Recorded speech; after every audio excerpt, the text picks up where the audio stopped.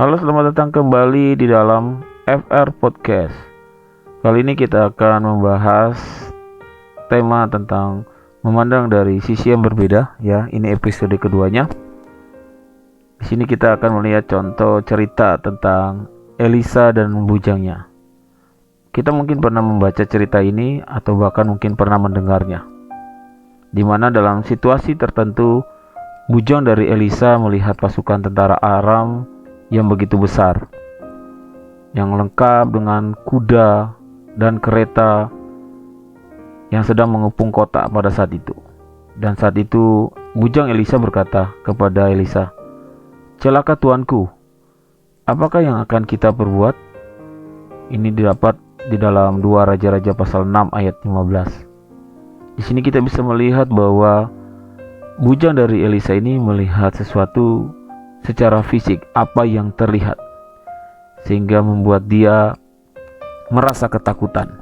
Ya, wajar-wajar saja sebenarnya sebagai manusia. Tapi dalam cerita ini, dalam episode kali ini, kita belajar untuk melihat sesuatu dari sisi yang berbeda, seperti apa yang dilakukan Elisa.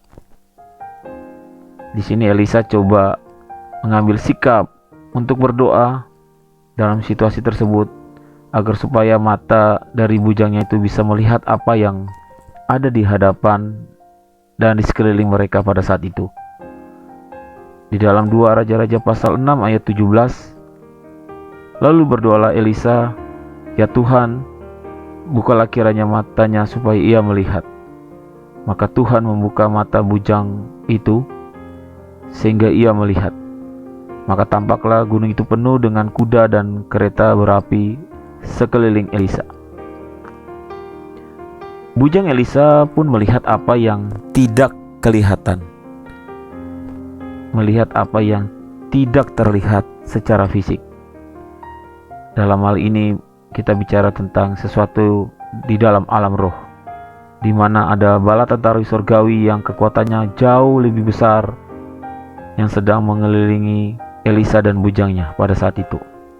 Ketika mata hanya tertuju kepada yang kelihatan, maka yang akan timbul, yang muncul adalah suatu ketakutan, suatu kekhawatiran, dan kebimbangan yang pada akhirnya memenuhi hati dan pikiran kita.